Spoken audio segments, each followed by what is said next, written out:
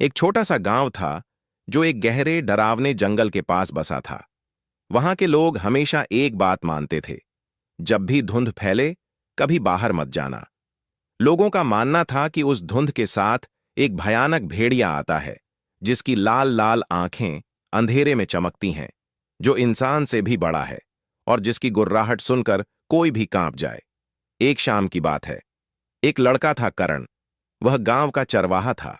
उसकी एक बकरी खो गई थी। से ही धुंध फैलनी शुरू हुई, करण उसे ढूंढने जंगल की तरफ चला गया। सबने मना किया था, लेकिन वो बकरी की आवाज सुनकर आगे बढ़ता गया। जंगल में सन्नाटा था। कभी कभी दूर से किसी जानवर की धीमी सी आवाज आती थी। अचानक उसे बकरी मिली, लेकिन वो मरी हुई थी। उसकी आंखें डर से खुली रह गई थीं। तभी एक लंबी डरावनी हुआ हुआ सुनाई दी। अंधेरे में दो लाल आंखें चमकीं। एक बहुत बड़ा काला भेड़िया धीरे धीरे सामने आया। इतनी हल्की थी कि आवाज तक नहीं आई, लेकिन उसका डर पूरे माहौल में फैल गया।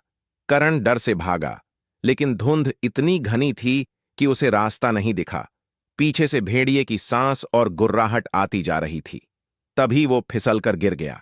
गांव वाले उसे ढूंढते हुए जंगल के पास पहुंचे। करण की आंखें खुली थीं, उसका चेहरा डर से सख्त हो चुका था, लेकिन उसके शरीर पर एक भी चोट नहीं थी। बस उसके पास जमीन पर एक बहुत बड़ा पंजे का निशान था, जो धीरे धीरे धुंध में गायब हो गया। अब भी जब गांव में धुंध आती है, लोग दरवाजे बंद कर लेते हैं और चुपचाप भगवान से दुआ करते हैं, क्योंकि कभी कभी दूर जंगल से वही हुआ हुआ फिर से सुनाई देती है और सबको करण की कहानी याद आ जाती है।